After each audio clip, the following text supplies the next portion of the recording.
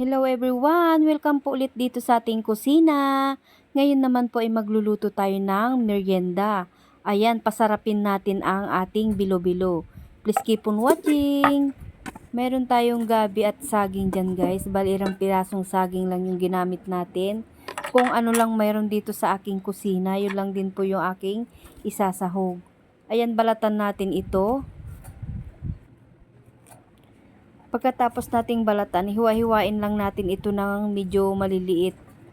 Hindi naman siya maliliit masyado, yung katamtaman lang. Naku guys, kung hindi nyo pa nasusubukan itong recipe na to, subukan nyo at masarap pala guys. Ayan, ganyan ang paghiwa ko dito sa ating saging. Ayan, shout out po sa lahat ng nanonood sa ating vlog. Welcome na welcome po kayo dito sa ating Jim's Cooking. Ngayon naman po ay ating babalatan yung ating gabi.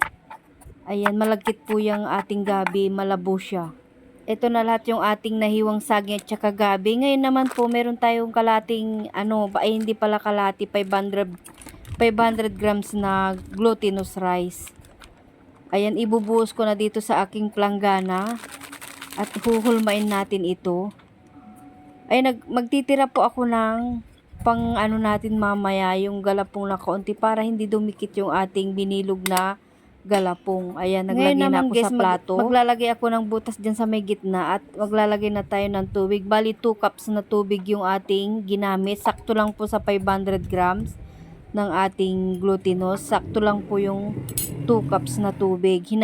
Dahan-dahan lang pong paglalagay. Huwag niyong biglain. Hinamay ko na guys kasi malinis naman po yung aking kamay.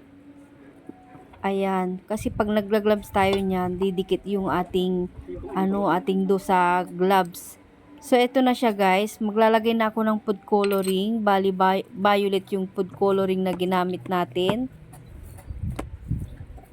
Ayan, favorite ko talaga guys yung ubi flavor. Ayan, magdagdag tayo hanggang sa makuha na natin yung tamang kulay na gusto natin. Yung ganito na siya violet, yan.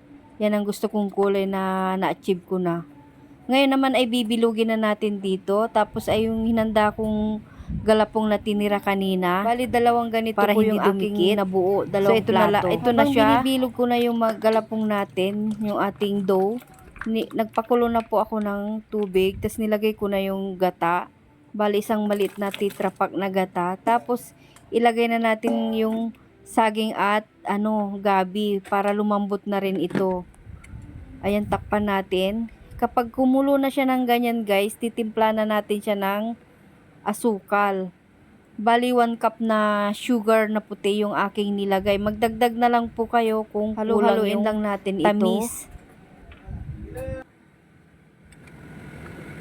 Check ko muna guys kung malambot na yung saging at gabi na nilagay natin.